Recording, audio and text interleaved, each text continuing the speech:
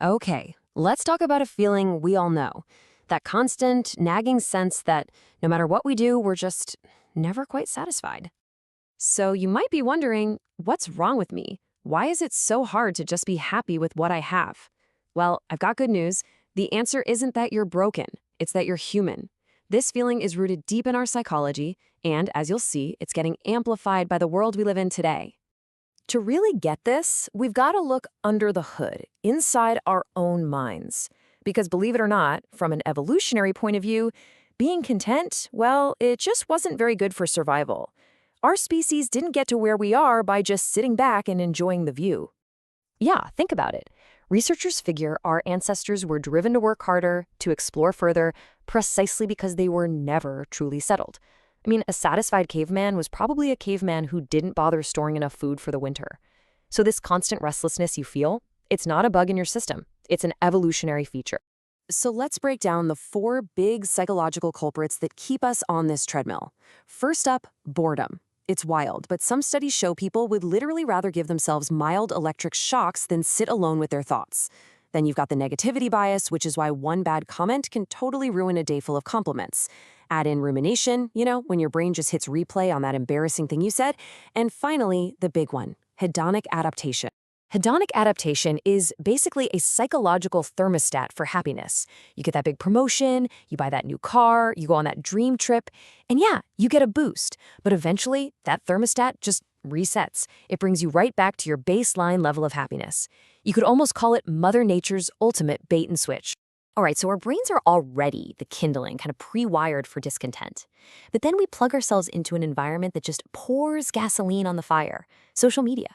It takes all these natural human tendencies and cranks them up to 11. Now, comparing ourselves to others is nothing new. It's a fundamental part of our psychology called social comparison theory. It's how we figure out our place in the world, how we size ourselves up, learn, and grow. The thing is, the context for that comparison has changed dramatically. And here's the trap. Social media gives us this totally distorted picture. We're comparing our real, messy, behind-the-scenes life to someone else's perfectly edited highlight reel. We see the promotion, but we don't see the years of late nights. We see the perfect family photo, but not the huge argument that happened 2 minutes before it was taken.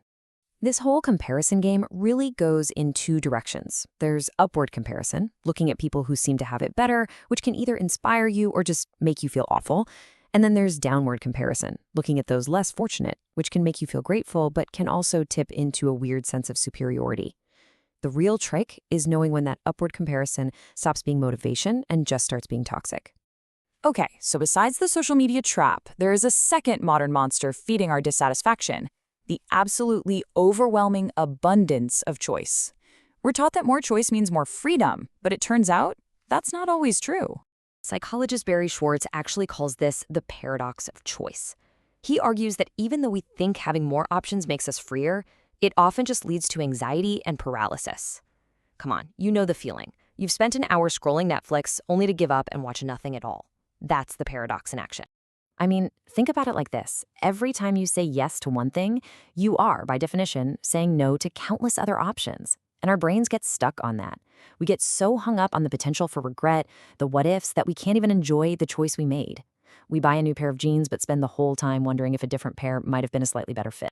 So, how we handle all this choice often comes down to one of 2 main decision-making styles. Most of us fall into one of these 2 camps.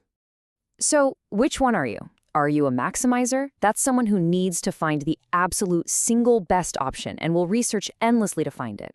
Or are you a satisficer? That's someone who has a list of what they're looking for, and once they find something that checks the boxes, something good enough, they're done.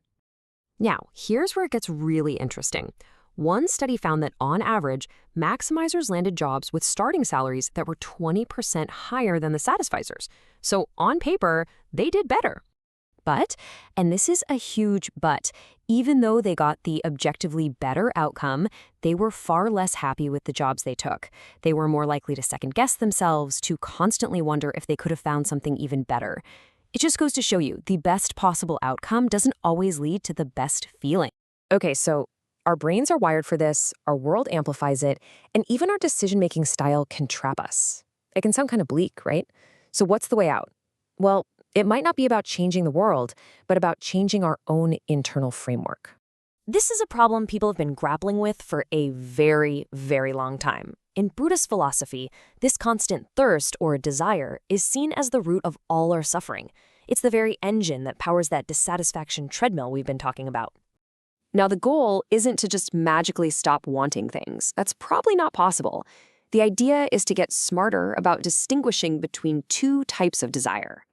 There's unwholesome desire, that unchecked craving that's like trying to quench thirst by drinking salt water. And then there's wholesome desire, which is when we channel that energy into things like growth or helping others. So what's one of the most powerful, practical tools for making this shift? It's a practice that directly fights back against our brain's default settings: gratitude. It's about consciously shifting our focus from what we think is lacking to what we already have. And this isn't just some fluffy, feel-good idea. Science is actually showing that a regular gratitude practice can physically change your brain. It boosts the feel-good chemicals, it helps regulate stress, and it literally trains your brain to notice more of the good stuff. It helps you build resilience, and maybe most importantly, it helps you step out of that toxic comparison trap. Which leaves us with a final thought to chew on. If this feeling of dissatisfaction is just part of being human, maybe the goal isn't to finally eliminate it. Maybe the endless chase for satisfaction is the problem. And maybe the real goal is just to get better at choosing what we chase.